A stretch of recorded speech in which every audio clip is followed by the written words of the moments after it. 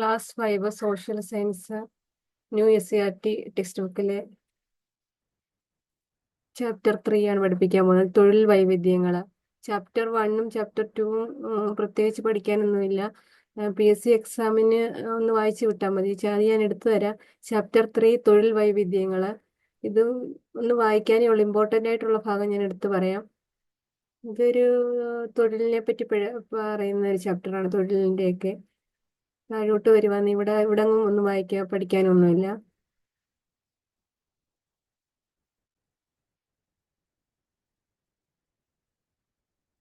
എന്തെല്ലാം തൊഴിലിലേർപ്പെടുന്നതിന് കച്ചവടം, അധ്യാപനം, പിന്നെ ആതുര സേവനം തുടങ്ങിയ പ്രവർത്തനങ്ങളിലൂടെ ഓരോരുത്തരും പ്രതിഫലം കിട്ടുന്നത്, വ്യക്തികൾക്ക് പ്രതിഫലം കിട്ടുന്നത് അധ്യാപനം, കച്ചവടം, ആതുര സേവനം തുടങ്ങിയ പ്രവർത്തനങ്ങളിലൂടെ വ്യക്തികൾക്ക് പ്രതിഫലമായി പണം ലഭിക്കുന്നു. വിവിധ സാമ്പത്തിക പ്രവർത്തനങ്ങളിൽ ഏർപ്പെട്ടതിന്റെ ഭാഗമായി ഒരു വ്യക്തിക്ക് നിശ്ചിത കാലയളവിൽ ലഭിക്കുന്ന പണമാണ് വരുമാനം എന്ന് പറയുന്നത്. ഇങ്ങനെ പണം പ്രതിഫലമായി ലഭിക്കുന്ന പ്രവർത്തനങ്ങൾ ഏതൊക്കെയാണെന്നൊക്കെയാ ചോദിച്ചേക്കുന്നത്. അവിടെ ഒന്നും പ്രത്യേകിച്ച് പഠിക്കാനൊന്നുമില്ല. പിന്നെ പഠിപ്പ് തീർന്നാൽ എന്ന് പറഞ്ഞ ഒരു കവിത ഇവിടെ ഉണ്ട്. ചോദ്യം: പഠിപ്പ് തീർന്നാൽ പള്ളിക്കുടം വിട്ടു കഴിഞ്ഞെന്നാൽ പറയുക പറയുക പിന്നീട് എന്തൊരു പണിക്ക് പോകും നീ. അതൊരു ചോദ്യം, ഒരു പോയമായിട്ട്. ഇത് NV കൃഷ്ണവാര്യരുടെ പോയമാണ് ഇതെല്ലാം. ഉത്തരം പറഞ്ഞേക്കുന്നത്: കൃഷിക്ക് പോകും, കൃഷിക്ക് പോകും, കൃഷിക്ക് പോകും ഞാൻ, കൃഷിക്കു നമ്മുടെ പിതാക്കൾ ചെയ്തൊരു തൊഴിൽക്കു പോകും ഞാൻ. ഇങ്ങനെ ഒരു പോയം പറഞ്ഞേക്കും. അതിനെപ്പറ്റി പറഞ്ഞേക്കുന്നില്ല. അത് എഴുതിയിരിക്കുന്നത് NV കൃഷ്ണവാര്യരാണ്. പഠിപ്പ് തീർന്നാൽ പട്ടാളത്തിൽ പോയി ചേരും ഞാൻ, പടനായകനായി ഭാരതരാജ്യം പരിപാലിക്കും ഞാൻ എന്നൊക്കെ ഒരു പോയം ഇവിടെ തന്നിട്ടുണ്ട്. പഠിപ്പ് തീർന്നാൽ എന്നുള്ള ഈ പോയം എഴുതിയിരിക്കുന്നത് NV കൃഷ്ണവാര്യരാണ്. ഇത് ജസ്റ്റ് ഒന്ന് വായിച്ചു വിട്ടാൽ മതി. നെക്സ്റ്റ് പേജിൽ പറഞ്ഞിരിക്കുന്നത് വിദ്യാഭ്യാസ കാലഘട്ടത്തിന് ശേഷം എന്തെല്ലാം തൊഴിലുകളാണ് നമ്മൾ ചെയ്യുന്നത്. കൃഷി, അധ്യാപനം, അങ്ങനെയൊക്കെ ഓരോ തൊഴിലല്ലേ ചെയ്യുന്നത്. അതിനെപ്പറ്റി പറഞ്ഞിരിക്കുക. പിന്നെ വരുമാനത്തിനായി ഒരു വ്യക്തി കായികമായോ ബൗദ്ധികമായോ ചെയ്യുന്ന പ്രവർത്തനമാണ് തൊഴിൽ എന്ന് പറഞ്ഞിട്ടുണ്ട് ഇവിടെ. വരുമാനത്തിനായി ഒരു വ്യക്തി ചെയ്യുന്ന കായികമായോ ബൗദ്ധികമായോ ചെയ്യുന്ന പ്രവർത്തനമാണ് തൊഴിൽ എന്ന് പറയുന്നത്. അത് ചിലപ്പോൾ ചോദിക്കാൻ സാധ്യതയുണ്ട്. ഏത് വേണേലും PSCക്ക് ചോദിക്കാമല്ലോ. വരുമാനത്തിനായി ഒരു വ്യക്തി കായികമായോ ബൗദ്ധികമായോ ചെയ്യുന്ന പ്രവർത്തനമാണ് തൊഴിൽ എന്ന് പറയുന്നത്. തൊഴിലിന് പ്രതിഫലം കൂലിയായോ ശമ്പളമായോ ലഭിക്കുന്നു. വ്യക്തികളുടെ പ്രധാന വരുമാന മാർഗമാണ് തൊഴിലെന്നും പറഞ്ഞിട്ടുണ്ട്. തൊഴിലിന് പ്രതിഫലമായ കൂലിയായ ശമ്പളമായോ ലഭിക്കുന്നു എന്ന് പറയുന്നു. വ്യക്തികളുടെ പ്രധാന വരുമാന മാർഗമാണ് തൊഴിൽ എന്ന് പറയുന്നത്. പിന്നെ കൂലിയും ശമ്പളവും. കരാർ പ്രകാര സേവനങ്ങൾ നിർവഹിച്ചതിന് തൊഴിലുടമ തൊഴിലാളിക്ക് നൽകുന്ന പ്രതിഫലമാണ് കൂലി. നമ്മൾ എന്തെങ്കിലും ജോലി ചെയ്യുമ്പോൾ തൊഴിലാളികൾക്ക് തൊഴിലുടമ നൽകുന്ന പ്രതിഫലത്തിനാണ് കൂലി എന്ന് പറയുന്നത്. മണിക്കൂറുകളുടെ ദിവസത്തിന്റെ അടിസ്ഥാനത്തിലാണ് കൂലി നിശ്ചയിക്കപ്പെട്ട് നൽകുന്നത്. എന്നാൽ പ്രതിമാസ അടിസ്ഥാനത്തിൽ ജീവനക്കാർ നിർവഹിക്കുന്ന ജോലിക്ക് തൊഴിലുടമ നൽകുന്ന പ്രതിഫലമാണ് ശമ്പളം എന്ന് പറയുന്നത്. പ്രതിമാസ അടിസ്ഥാനത്തിൽ ജീവനക്കാർ നിർവഹിക്കുന്ന ജോലിക്ക് തൊഴിലുടമ നൽകുന്ന പ്രതിഫലമാണ് ശമ്പളം എന്ന് പറയുന്നത്. മറ്റേത് മണിക്കൂറും ദിവസവേതന അടിസ്ഥാനത്തിൽ കൊടുക്കപ്പെടുന്നതിന് കൂലി എന്നാണ് പറയുന്നത്. പിന്നെ താഴോട്ട് വന്നു കഴിഞ്ഞാൽ ഇവിടെ ഓരോ കുടുംബാംഗങ്ങൾ ഓരോ തൊഴിലിൽ ഏർപ്പെട്ടിരിക്കുന്നു. കുടുംബാംഗങ്ങളുടെ തൊഴിൽ, അതിനെപ്പറ്റി അവിടെ ഒന്നുമില്ല പ്രത്യേകിച്ച് പഠിക്കാൻ. പിന്നെ വരുമാന സ്രോതസ്സുകള്. പിന്നെ നമുക്ക് ചുറ്റുമുള്ള ആളുകൾ വരുമാനം നേടുന്നത് വിവിധ തരം തൊഴിലുകളിലൂടെയാണല്ലോ. കൃഷി, ബിസിനസ്, ബാങ്ക് നിക്ഷേപങ്ങൾ, ആസ്തികൾ എന്നിവയിൽ നിന്നും വരുമാനം ലഭിക്കുന്നുണ്ട്. ഇത്തരത്തിൽ വരുമാനം ലഭിക്കുന്ന അധ്വാനമോ വസ്തുവകകളോ ആണ് വരുമാന സ്രോതസ്സുകൾ എന്ന് പറയുന്നത്. അപ്പൊ ഇവിടെ പഠിക്കേണ്ട ഒരു പോയിന്റ് എന്ന് പറയുന്നത് വരുമാന സ്രോതസ്സുകൾ ഏതൊക്കെയാണ്? കൃഷി, ബിസിനസ്, ബാങ്ക് നിക്ഷേപങ്ങൾ, ആസ്തികൾ എന്നിവയിൽ നിന്നും വരുമാനം ലഭിക്കുന്നുണ്ട്. ഇത്തരത്തിൽ വരുമാനം ലഭിക്കുന്ന അധ്വാനമോ വസ്തുവകകളോ ആണ് വരുമാന സ്രോതസ്സുകൾ എന്ന് പറയുന്നത്. ഇവിടെ ആസ്തികൾ എന്തുവെന്ന് പറഞ്ഞിട്ടുണ്ട്. വിവിധ രൂപത്തിലുള്ള ധനവിഭവങ്ങളാണ് ആസ്തികൾ എന്നറിയപ്പെടുന്നത്. കെട്ടിടങ്ങൾ, വസ്തുവകകൾ തുടങ്ങിയവ ആസ്തികൾക്ക് ഉദാഹരണമാണ്. ഇപ്പൊ ആസ്തികൾ എന്ന് പറഞ്ഞു കഴിഞ്ഞാൽ വിവിധ രൂപത്തിലുള്ള ധനവിഭവങ്ങളാണ് ആസ്തികൾ എന്നറിയപ്പെടുന്നത്. കെട്ടിടങ്ങൾ, വസ്തുവകകൾ തുടങ്ങിയവ ആസ്തികൾക്ക് ഉദാഹരണങ്ങളാണ്. ആസ്തികൾക്ക് ഉദാഹരണം കെട്ടിടങ്ങൾ, വസ്തുവകൾ തുടങ്ങിയവയാണ്. പിന്നെ വിവിധ വരുമാന സ്രോതസ്സുകൾ ചിത്രീകരിച്ചിരിക്കുന്ന ഡയഗ്രം പൂർത്തിയാക്കുന്നു പറഞ്ഞിട്ട് വരുമാന സ്രോതസ്സുകൾ ഏതൊക്കെയാണെന്ന് താഴെ പറഞ്ഞിട്ടുണ്ട്. വരുമാന സ്രോതസ്സുകൾ ഏതൊക്കെയാണെന്ന്. വരുമാന സ്രോതസ്സുകൾ കൃഷി, തൊഴിൽ, ബിസിനസ്, ബാങ്ക് നിക്ഷേപം, ആസ്തികൾ, ഓഹരി നിക്ഷേപങ്ങൾ എന്നിവയെല്ലാം വരുമാന സ്രോതസ്സുകളാണ്. കൃഷിയിൽ നിന്ന് കിട്ടുന്ന വരുമാനം എന്തുവാണ്? വിള. തൊഴിലിൽ നിന്ന് കിട്ടുന്നത് കൂലിയും ശമ്പളവുമാണ് വരുമാനം കിട്ടുന്നത്. ബിസിനസ്സിൽ നിന്ന് കിട്ടുന്ന വരുമാനം ലാഭം. ബാങ്ക് നിക്ഷേപത്തിൽ നിന്ന് കിട്ടുന്ന വരുമാനം പലിശ. ആസ്തികളിൽ നിന്ന് കിട്ടുന്ന വരുമാനം വാടക, പാട്ടം എന്നിവയാണ്. ഓഹരി നിക്ഷേപങ്ങളിൽ നിന്ന് കിട്ടുന്ന വരുമാനമാണ് ലാഭവിഹിതം. ഈ ചാർട്ട് ഒന്ന് ഓർത്ത് വെച്ചേക്കണം. കൃഷിയിൽ നിന്ന് കിട്ടുന്നത് വരുമാനം വിള, തൊഴിലിൽ നിന്ന് കിട്ടുന്ന വരുമാനം കൂലി, ശമ്പളം, ബിസിനസ്സിൽ നിന്ന് കിട്ടുന്ന വരുമാനം ലാഭം, ബാങ്ക് നിക്ഷേപത്തിൽ നിന്ന് കിട്ടുന്ന വരുമാനം, പലിശ, ആസ്തികളിൽ നിന്ന് കിട്ടുന്ന വരുമാനം, വാടക, പാട്ടം, ഓഹരി നിക്ഷേപങ്ങളിൽ നിന്ന് കിട്ടുന്ന വരുമാനമാണ് ലാഭവിഹിതം.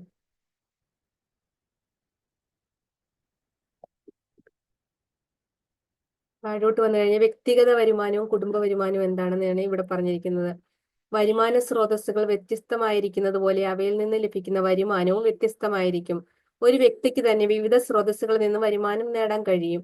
ഉദാഹരണത്തിന്, കൃഷിയിൽ ഏർപ്പെട്ടിരിക്കുന്ന ഒരു വ്യക്തിക്ക് തന്റെ ബാങ്ക് നിക്ഷേപത്തിൽ നിന്ന് ലഭ്യമാകുന്ന പലിശയും കൃഷി അനുബന്ധ ബിസിനസ്സിൽ നിന്ന് കിട്ടുന്ന പലിശയും കൃഷി അനുബന്ധ ബിസിനസ്സിൽ നിന്നും കിട്ടുന്ന ലാഭവും ആ വ്യക്തിയുടെ വരുമാനമാണ്. ഇത്തരത്തിൽ തൊഴിലുകളിലൂടെയും തൊഴിലിതര മാർഗങ്ങളിലൂടെയും ഒരു വ്യക്തിക്ക് വരുമാനം ലഭിക്കുന്നു.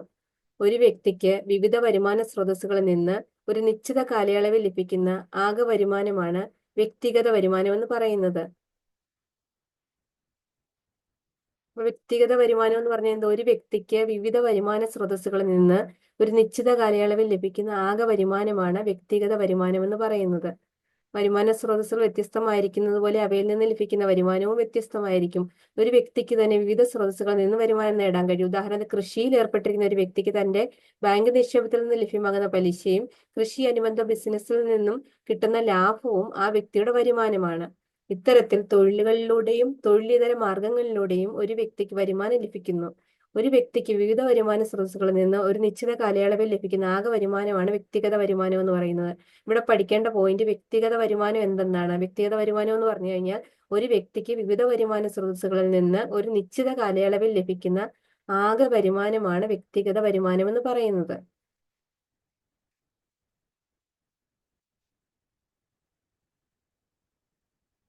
ഇങ്ങനെ തൊഴിലുകൾ വിവിധ തരം. ഇവിടെ ഈ ഫസ്റ്റ് പിക്ചറിൽ കൊടുത്തിരിക്കുന്നത് ഒരു ഹോസ്പിറ്റലിന്റെ പിക്ചറാണ്. Doctor, nurse, patient. ഇവിടെ പശുവിന് തീറ്റ കൊടുക്കുന്ന ഒരു പിക്ചർ. പിന്നെ ഇവിടെ എന്ന് പറഞ്ഞാൽ അധ്യാപനം. ഒരു സ്കൂളിൽ ഒരു ടീച്ചർ പഠിപ്പിക്കുന്നു. ഇവിടെ വണ്ടി ഓടിക്കുന്ന ഒരു പിക്ചർ. ഇവിടെ കൃഷി ചെയ്യുന്നു കുറെ കർഷകരിൽ നിന്ന്. ഇവിടെ അഡ്വക്കേറ്റിന്റെ പിക്ചർ. ഏതെല്ലാം തൊഴിലുകളാണ് ചിത്രത്തിൽ കാണുന്നതെന്ന് ചോദിച്ചിരിക്കുന്നത് ഇത് നമ്മൾ പറഞ്ഞല്ലേ ഇവിടെ. പിന്നെ കാർഷിക തൊഴിലുകളും കാർഷികേതര തൊഴിലുകളും ഇവിടെ 2 പോയിന്റ് ഉണ്ട്. കാർഷിക തൊഴിലുകൾ എന്ന് പറഞ്ഞു കഴിഞ്ഞാൽ പ്രകൃതി വിഭവങ്ങൾ ഉപയോഗപ്പെടുത്തി ഭക്ഷ്യവസ്തുക്കളുടെയും നാരുകളുടെയും ഉൽപാദനത്തിനായി സസ്യങ്ങൾ വളർത്തുന്നത്, കന്നുകാലി വളർത്തൽ, മത്സ്യകൃഷി തുടങ്ങിയവ കാർഷിക തൊഴിലുകളാണ്. ഇന്ത്യയുടെ സമ്പദ് വ്യവസ്ഥയിൽ കൃഷി ഒരു പ്രധാന പങ്ക് വഹിക്കുന്നു. ഇന്ത്യയിലെ മൊത്തം തൊഴിലാളികളിൽ 46.5% പേർ കൃഷിയിലും അനുബന്ധ പ്രവർത്തനങ്ങളിലും ഏർപ്പെട്ടിരിക്കുന്നു. ഇത് 2022-23 ഇക്കണോമിക് റിവ്യൂ പ്രകാരമാണ്. ഇത് കാർഷിക തൊഴിലുകൾ എന്ന് പറഞ്ഞു കഴിഞ്ഞാൽ പ്രകൃതി വിഭവങ്ങൾ ഉപയോഗപ്പെടുത്തി ഭക്ഷ്യവസ്തുക്കളുടെയും നാരുകളുടെയും ഉൽപാദനത്തിനായി സസ്യങ്ങൾ വളർത്തുന്നത്, കന്നുകാലി വളർത്തൽ, മത്സ്യകൃഷി തുടങ്ങിയവ കാർഷിക തൊഴിലുകളാണ്. ഇന്ത്യയുടെ സമ്പദ് വ്യവസ്ഥയിൽ കൃഷി ഒരു പ്രധാന പങ്ക് വഹിക്കുന്നു. ഇന്ത്യയിലെ മൊത്തം തൊഴിലാളികളിൽ 46.5% പേർ കൃഷിയിലും അനുബന്ധ പ്രവർത്തനങ്ങളിലും ഏർപ്പെട്ടിരിക്കുന്നു. ഇവിടെ പഠിക്കേണ്ട പോയിന്റ് ഇതാണ്. ഇന്ത്യയിലെ മൊത്തം തൊഴിലാളികളിൽ 46.5% പേരാണ് കൃഷിയിലും അനുബന്ധ പ്രവർത്തനങ്ങളിൽ ഏർപ്പെട്ടിരിക്കുന്നത്. ഇത് ലേറ്റസ്റ്റ് കണക്കാണ്. ഇക്കണോമിക് റിവ്യൂ 2022-23 പ്രകാരമുള്ള കണക്കാണിത്. 46.5% പേർ കൃഷിയിലും അനുബന്ധ പ്രവർത്തനങ്ങളിലും ഏർപ്പെട്ടിരിക്കുന്നു. ഇത് ഇമ്പോർട്ടന്റ് ആയിട്ടുള്ള പോയിന്റ് ആണ്. 46.5% പേരാണ് കൃഷിയിലും അനുബന്ധ പ്രവർത്തനങ്ങളിൽ ഏർപ്പെട്ടിരിക്കുന്നത്.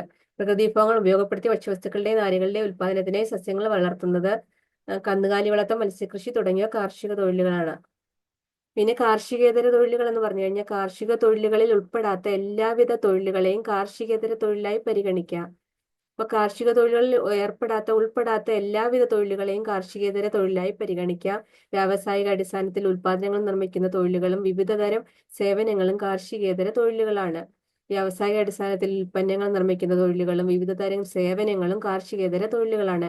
വസ്ത്രനിർമ്മാണം, കെട്ടിട നിർമ്മാണം, ബിസിനസ്, ബാങ്കിങ്, അധ്യാപനം, ഗതാഗതം, ഫാക്ടറി തൊഴിലുകൾ തുടങ്ങിയവ കാർഷികേതര തൊഴിലുകൾക്ക് ഉദാഹരണമാണ്.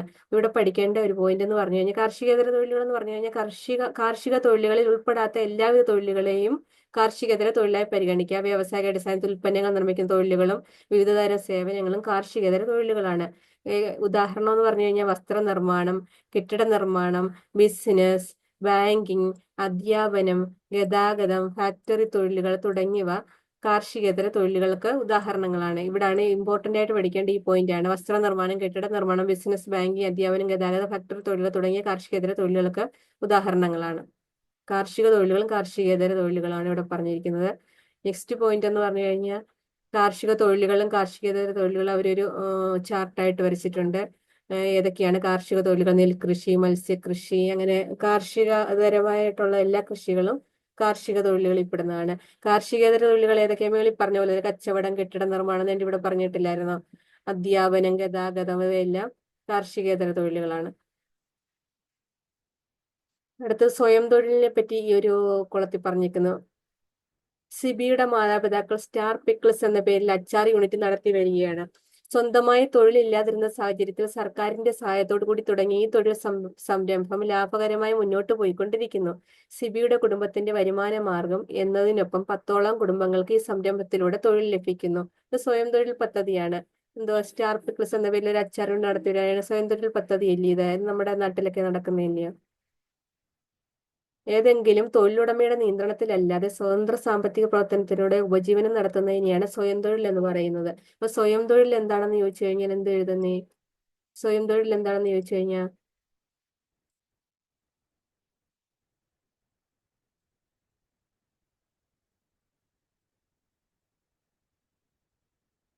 ഏതെങ്കിലും തൊഴിലുടമയുടെ നിയന്ത്രണത്തിലല്ലാതെ സ്വതന്ത്ര സാമ്പത്തിക പ്രവർത്തനത്തിലൂടെ ഉപജീവനം നടത്തുന്നതിനെയാണ് സ്വയം തൊഴിൽ എന്ന് പറയുന്നത്. സ്വയം തൊഴിൽ എന്ന് പറഞ്ഞു കഴിഞ്ഞാൽ ഏതെങ്കിലും സ്വയം തൊഴിൽ എന്ന് പറഞ്ഞു കഴിഞ്ഞാൽ ഏതെങ്കിലും തൊഴിലുടമയുടെ നിയന്ത്രണത്തിലല്ലാതെ സ്വതന്ത്ര സാമ്പത്തിക പ്രവർത്തനത്തിലൂടെ ഉപജീവനം നടത്തുന്നതിനെയാണ് സ്വയം തൊഴിൽ എന്ന് പറയുന്നത്. സ്വയം തൊഴിൽ എന്ന് പറഞ്ഞു കഴിഞ്ഞാൽ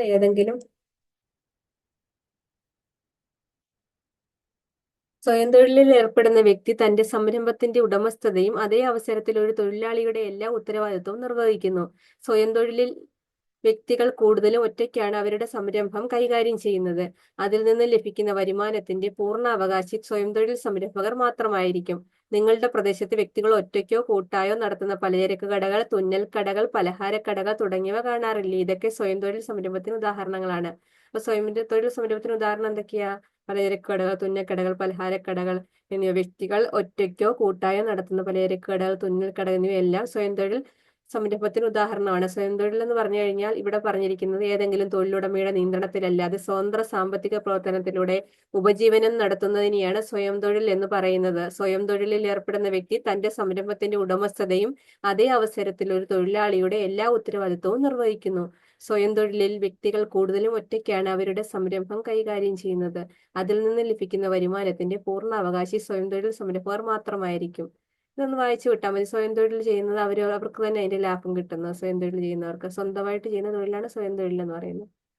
ചുവടെ നൽകിയിരിക്കുന്ന ചിത്രങ്ങൾ നിരീക്ഷിച്ച് അവ ഏത് തൊഴിലുമായി ബന്ധപ്പെട്ടിരിക്കുന്നു എഴുതി ചേർക്കുക എന്നുള്ളത്. ഇത് ഓരോന്നും സ്വയം തൊഴിലിലൂടെ ഒരാൾ ഫോട്ടോസ്റ്റാറ്റ് എടുക്കുന്നു. പിന്നെ ഇവിടെ അച്ചാർ നിർമ്മിച്ച അച്ചാറിന്റെ പ്രൊഡക്ഷന്, അതൊക്കെയാണ് സ്വയം തൊഴിൽ സംരംഭത്തിന്റെ സവിശേഷതകൾ എഴുതി ചേർക്കൂ. മറ്റൊരാളെ ആശ്രയിക്കാതെ സ്വന്തമായുള്ള തൊഴിൽ സംരംഭത്തിലൂടെ വരുമാനം കണ്ടെത്തുന്നു. അപ്പൊ സ്വയം തൊഴിലിന്റെ ഒരു ഗുണമേന്മ എന്ന് പറഞ്ഞു കഴിഞ്ഞാൽ മറ്റൊരാളെ ആശ്രയിക്കാതെ സ്വന്തമായുള്ള തൊഴിൽ സംരംഭത്തിലൂടെ വരുമാനം കണ്ടെത്തുന്നു. രാജ്യത്തിന്റെ സാമ്പത്തിക വളർച്ചയിൽ സ്വയം തൊഴിൽ സംരംഭങ്ങൾ വഹിക്കുന്ന പങ്ക് വളരെ വലുതാണ്. അതിനായി സ്വയം തൊഴിൽ സംരംഭങ്ങൾ പ്രോത്സാഹിപ്പിക്കുന്നതിന് സർക്കാർ വിവിധ പദ്ധതികൾ നടപ്പിലാക്കി വരുന്നു. സ്വയം തൊഴിൽ സംരംഭങ്ങൾ പ്രോത്സാഹിപ്പിക്കുന്നതിന് കേന്ദ്ര സർക്കാരും കേരള സർക്കാരും വിവിധ പദ്ധതികളൊക്കെ നടപ്പിലാക്കി വരുന്നുണ്ട്. ഇത് രാജ്യത്തിന്റെ സാമ്പത്തിക വളർച്ചയെ സ്വയം തൊഴിൽ പദ്ധതി വളരെ സഹായിക്കുന്നു എന്ന് പറഞ്ഞിട്ടുണ്ട് ഇവിടെ. പിന്നെ സ്വയം തൊഴിൽ പദ്ധതികളും ഗുണഭോക്താക്കളുമാണ് ഇവിടെ ഈ കോളത്തിൽ പറഞ്ഞിരിക്കുന്നത്. സ്വയം തൊഴിൽ പദ്ധതികൾക്ക് ഉദാഹരണം ഏതാ? നവജീവൻ പദ്ധതിയുണ്ട്, കൈവല്യ, ശരണ്യ, അങ്ങനെ കുറെ പദ്ധതികളുണ്ട്. കേരള സർക്കാരിന്റെയും കേന്ദ്ര സർക്കാരിന്റെയും പല പദ്ധതികളുണ്ട് സ്വയം തൊഴിൽ പദ്ധതികൾ. ഈ ഗുണഭോക്താക്കൾ നവജീവൻ പദ്ധതി എന്ന സ്വയം തൊഴിൽ പദ്ധതിയുടെ ഗുണഭോക്താക്കൾ മുതിർന്ന പൗരന്മാരാണ്. മുതിർന്ന പൗരരാണ് ഗുണഭോക്താക്കൾ എന്ന് പറയുന്നത് നവജീവൻ സ്വയം തൊഴിൽ പദ്ധതിയുടെ. കൈവല്യ സ്വയം തൊഴിൽ പദ്ധതിയുടെ ഗുണഭോക്താക്കൾ ഭിന്നശേഷിക്കാരാണ്. ശരണ്യ സ്വയം തൊഴിൽ പദ്ധതിയുടെ ഗുണഭോക്താക്കൾ ആരാണ്? വനിതകളുമാണ്. ഇവിടെ ഒത്തിരിയും പദ്ധതികൾ പറഞ്ഞിട്ടുണ്ട്. ഇതെല്ലാം പഠിക്കേണ്ടതാണ്. ഇവിടെ 3 പറഞ്ഞിട്ടുള്ളൂ ഇതിന് ഗുണഭോക്താക്കൾ. ഇത് പഠിക്കണം. ഈ പുസ്തകത്തിൽ ടെക്സ്റ്റിൽ തന്നേക്കുന്നത് അതേപോലെ പഠിക്കണം. ഇതുപോലെ PSC ചോദിക്കും. നവജീവൻ പദ്ധതി മുതിർന്ന പൗരന്മാർക്കുള്ളതാണ്. ഗുണഭോക്താക്കൾ എന്ന് പറയുന്നത് കൈവല്യ, ഭിന്നശേഷിക്കാർ, ശരണ്യ, വനിതകൾ. ഇനി അത് ഇവിടെ ഒന്നുമില്ല ഇനി പ്രത്യേകിച്ച്. പിന്നെ ഇവിടെ പറഞ്ഞിരിക്കുന്നത് ചായപ്പിൽ തുടങ്ങിയ പലഹാര നിർമ്മാണം എന്ന് പറഞ്ഞുകൊണ്ട് മലപ്പുറം ജില്ലയിലെ ഒരാളെ പറ്റി പറഞ്ഞിരിക്കുന്നതാണ്. കർഷക കുടുംബത്തിൽ ജനിച്ച അനു സ്വന്തം വീട്ടിൽ നിന്നാണ് സ്വയം തൊഴിൽ സംരംഭം ആരംഭിച്ചത്. വീട്ടിലെ ചായപ്പിൽ ആവശ്യമായ സൗകര്യങ്ങൾ ഒരുക്കി സാധാരണ പലഹാര ഇനങ്ങൾ ഉണ്ടാക്കി വിൽക്കുന്നു. ക്രമേണ ആവശ്യക്കാർ കൂടി വന്ന് ഇന്ന് 60ഓളം ഇനം പലഹാരങ്ങൾ നിർമ്മിച്ച് വിൽക്കുന്നു. വർഷത്തിൽ 11 കോടിയോളം രൂപയുടെ കച്ചവടമാണ് നടക്കുന്നത്. ഇത് സ്വയം തൊഴിൽ സംരംഭത്തിന്റെയാണ്. എക്സാമ്പിൾ പറഞ്ഞേക്കുക. പ്രതിമാസം 50,000 രൂപ സമ്പാദിക്കുന്ന വീട്ടമ്മ. അതോടെ പറഞ്ഞിട്ടുണ്ട്. പെയിന്റിംഗ് ഹോബിയായി ബിസിനസ് തലത്തിലേക്ക് കൊണ്ടുവന്ന് വിജയം കൊയ്ത്ത സംരംഭകയാണ് സജിത. ഫാബ്രിക് പെയിന്റിംഗ് ആണ് ബിസിനസ്. സാരികൾ, ഷർട്ടുകൾ, ചുരിദാറുകൾ, കുട്ടികളുടെ വസ്ത്രങ്ങൾ എന്നിവയിൽ മനോഹരമായി പെയിന്റിംഗ് ചെയ്യുന്നു. ഫാബ്രിക് പെയിന്റിങ്ങിനെ ഒരു ഹോബി എന്ന നിലയിൽ നിന്ന് ബിസിനസ് ആക്കി വികസിപ്പിച്ച് വിജയിച്ചു. ഇപ്പോൾ പ്രതിമാസം 50,000 രൂപ സമ്പാദിക്കുന്നു. ഇത് വെറുതെ വായിച്ചു വിട്ടാൽ മതി. അധ്വാനിക്കാനുള്ള മനസ്സും ആത്മവിശ്വാസവും ഉണ്ടെങ്കിൽ വിവിധ തൊഴിലുകൾ ചെയ്ത് ജീവിത വിജയം കൈവരിക്കാം. എല്ലാ തൊഴിലിനും അതിൻ്റെതായ മഹത്വമുണ്ട്. വിദ്യാഭ്യാസത്തിനും അഭിരുചിക്കും അനുസരിച്ച് ഇഷ്ടമുള്ള തൊഴിൽ തിരഞ്ഞെടുക്കാൻ ഓരോരുത്തർക്കും അവകാശമുണ്ട്. ഒരു രാജ്യത്തിന്റെ സാമൂഹിക സാമ്പത്തിക പുരോഗതി നിർണ്ണയിക്കുന്നതിൽ തൊഴിലുകൾ പ്രധാന പങ്ക് വഹിക്കുന്നു. ഇത്രയുള്ള ചാപ്റ്റർ എന്ന് പറഞ്ഞാൽ ഇനി തുടർ പ്രവർത്തനങ്ങളാണ് ഇവിടെ പറഞ്ഞിരിക്കുന്നത്. അപ്പൊ ഈ മൂന്നാമത്തെ ചാപ്റ്ററിൽ പറയുന്ന എല്ലാ പോയിന്റും ഞാൻ പറഞ്ഞിട്ടുണ്ട്. ഇവിടെ സ്വയം തൊഴിലിനെ പറ്റിയാണ് കൂടുതൽ പറഞ്ഞിരിക്കുന്നത്. ഇതാണ് ഏറ്റവും ഇമ്പോർട്ടന്റ് ഇവിടെയുള്ള സ്വയം തൊഴിൽ പദ്ധതി, നവജീവൻ പദ്ധതി, കൈവല്യ, ശരണ്യ. ഗുണഭോക്താക്കൾ നവജീവൻ പദ്ധതി, മുതിർന്ന പൗരന്മാർ, കൈവല്യ, ഭിന്നശേഷിക്കാർ, ശരണ്യ, വനിതകളാണ് ഗുണഭോക്താക്കൾ എന്ന് പറയുന്നത്. ഇവിടെ സ്വയം തൊഴിൽ പദ്ധതി എന്ന് പറഞ്ഞു കഴിഞ്ഞാൽ ഒരാൾ തന്നെ ചെയ്യുന്ന പദ്ധതിയാണ് സ്വയം തൊഴിൽ പദ്ധതി. അതിന്റെ ലാഭം അവർക്ക് തന്നെ ആയിരിക്കും സ്വയം തൊഴിൽ പദ്ധതിയുടെ ലാഭം എന്ന് പറയുന്നത്. സ്വയം തൊഴിൽ പദ്ധതി ഏർപ്പെടുന്ന വ്യക്തി തന്റെ സംരംഭത്തിന്റെ ഉടമസ്ഥയെ അതേ അവസരത്തിൽ ഒരു തൊഴിലാളിയുടെ എല്ലാ ഉത്തരവാദിത്വവും നിർവഹിക്കുന്നു. സ്വയം തൊഴിലിൽ വ്യക്തികൾ കൂടുതൽ ഒറ്റയ്ക്കാണ് അവരുടെ സംരംഭം കൈകാര്യം ചെയ്യുന്നത്. അതിൽ നിന്ന് ലഭിക്കുന്ന വരുമാനത്തിന്റെ പൂർണ്ണ അവകാശി സ്വയം തൊഴിൽ സംരംഭകർ മാത്രമായിരിക്കും. എക്സാമ്പിൾ എന്ന് പറഞ്ഞു കഴിഞ്ഞാൽ വ്യക്തികൾ ഒറ്റയ്ക്കോ കൂട്ടായി നടത്തുന്ന പലചരക്കട, തുന്നക്കട, പലഹാരക്കട തുടങ്ങിയവയാണ് സ്വയം തൊഴിലിനെ പറ്റി ഇവിടെ പറഞ്ഞിരിക്കുന്നത്. ഇവിടെ കാർഷിക തൊഴിലുകളും കാർഷികേതര തൊഴിലുകളും പറഞ്ഞിട്ടുണ്ട്. കാർഷിക തൊഴിലുകൾ നെൽകൃഷി, മത്സ്യകൃഷി. കാർഷികേതര തൊഴിലുകൾ കച്ചവടം, കെട്ടിട നിർമ്മാണം. മുകളിൽ അതിന്റെ ഡീറ്റെയിൽഡ് ആയിട്ട് പറഞ്ഞിട്ടുണ്ട്. കാർഷിക തൊഴിലുകൾ എന്ന് പറഞ്ഞു കഴിഞ്ഞാൽ പ്രകൃതി വിഭവം ഉപയോഗപ്പെടുത്തി ഭക്ഷ്യവസ്തുക്കളുടെയും നാരുകളുടെ ഉൽപ്പാദനത്തിനായി സസ്യങ്ങൾ വളർത്തുന്നത്, കന്നുകാലി വളർത്തൽ, മത്സ്യകൃഷി തുടങ്ങിയവ കാർഷിക തൊഴിലുകളാണ്. ഇന്ത്യയുടെ സമ്പദ് വ്യവസ്ഥയിൽ കൃഷി പ്രധാന പങ്ക് വഹിക്കുന്നു. ഇന്ത്യയിലെ മൊത്തം തൊഴിലാളികളിൽ 46.5% പേർ കൃഷിയിൽ അനുബന്ധ പ്രവർത്തനങ്ങളിൽ ഏർപ്പെട്ടിരിക്കുന്നു. ഇവിടെ പഠിക്കേണ്ടത് ഇതാണ്. ഇക്കണോമിക് റിവ്യൂ 2022-2023 പ്രകാരം ഇന്ത്യയിലെ മൊത്തം തൊഴിലാളികളിൽ 46.5% പേർ കൃഷിയിലും അനുബന്ധ പ്രവർത്തനങ്ങളിൽ ഏർപ്പെട്ടിരിക്കുന്നു എന്നാണ്. കാർഷികേതര തൊഴിലുകൾ എന്ന് പറഞ്ഞു കഴിഞ്ഞാൽ കാർഷിക തൊഴിലുകളിൽ ഉൾപ്പെടാത്ത എല്ലാവിധം തൊഴിലുകളെയും കാർഷികേതര തൊഴിലായി പരിഗണിക്കാം. വ്യാവസായിക അടിസ്ഥാനത്തിൽ ഉൽപ്പന്നങ്ങൾ നിർമ്മിക്കുന്ന തൊഴിലുകളും വിവിധതരം സേവനങ്ങളും കാർഷികേതര തൊഴിലുകളാണ്. വസ്ത്രനിർമ്മാണം, കെട്ടിട നിർമ്മാണം, ബിസിനസ്, ബാങ്കിംഗ്, അധ്യാപനം, ഗതാഗതം, ഫാക്ടറി തൊഴിലുകൾ തുടങ്ങിയവ കാർഷികേതര തൊഴിലുകൾക്ക് ഉദാഹരണങ്ങളാണ്. കാർഷിക തൊഴിലുകളും കാർഷികേതര തൊഴിലുകളും ഇമ്പോർട്ടന്റ് ആണ് ഇവിടെ പഠിക്കാനുള്ളതെന്ന് പറഞ്ഞു കഴിഞ്ഞാൽ ഞാനൊന്ന് റിവൈസ് ചെയ്യാണ് മുകളിലോട്ട്. ഇത്രയൊക്കെയുള്ള ഈ ചാപ്റ്റർ കൂടെ പിന്നെ വ്യക്തിഗത വരുമാനവും കുടുംബ വരുമാനവും എന്താണെന്ന് ഇവിടെ പറഞ്ഞിട്ടുണ്ട്. ഒരു വ്യക്തിക്ക് തന്നെ വിവിധ സ്രോതസ്സുകളിൽ നിന്ന് വരുമാനം നേടാൻ കഴിയും. ഉദാഹരണം, കൃഷിയിൽ ഏർപ്പെട്ടിരിക്കുന്ന വ്യക്തിക്ക് തന്റെ ബാങ്ക് നിക്ഷേപത്തിന് ലഭ്യമാകുന്ന പലിശയും കൃഷി അനുബന്ധ ബിസിനസ്സിൽ നിന്ന് കിട്ടുന്ന ലാഭവും ആ വ്യക്തിയുടെ വരുമാനമാണ്. ഇത്തരത്തിൽ തൊഴിലുകളിലൂടെയും തൊഴിലിതര മാർഗങ്ങളിലൂടെയും ഒരു വ്യക്തിക്ക് വരുമാനം ലഭിക്കുന്നു. ഈ ഒരു വ്യക്തിക്ക് വിവിധ വരുമാന സ്രോതസ്സുകളിൽ നിന്ന് ഒരു നിശ്ചിത കാലയളവിൽ ലഭിക്കുന്ന ആകെ വരുമാനമാണ് വ്യക്തിഗത വരുമാനം എന്ന് പറയുന്നത്. ഇപ്പൊ വ്യക്തിഗത വരുമാനം എന്ന് പറഞ്ഞു കഴിഞ്ഞാൽ ഒരു വ്യക്തിക്ക് നിശ്ചിത കാലയളവിൽ ലഭിക്കുന്ന വരുമാന മാർഗമാണ്.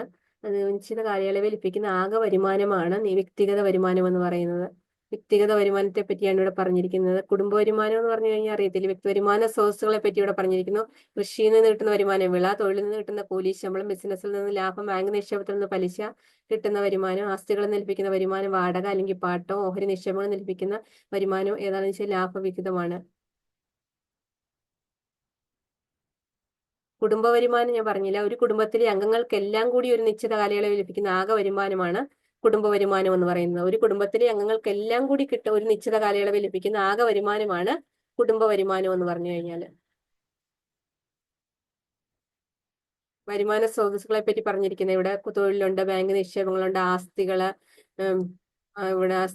പിന്നെ ഓഹരി നിക്ഷേപങ്ങള്, തൊഴിൽ എന്നിവയാണ് വരുമാന സ്രോതസ്സുകൾ എന്ന് പറഞ്ഞു കഴിഞ്ഞാൽ. ആസ്തികൾ എന്താന്ന് ഇവിടെ പറഞ്ഞിട്ടുണ്ട്. വിവിധ രൂപത്തിലുള്ള ധനവിഭവങ്ങളാണ് ആസ്തികൾ എന്നറിയപ്പെടുന്നത്. കെട്ടിടങ്ങൾ, വസ്തുവകൾ തുടങ്ങിയ ആസ്തികൾക്ക് ഉദാഹരണങ്ങളാണ്.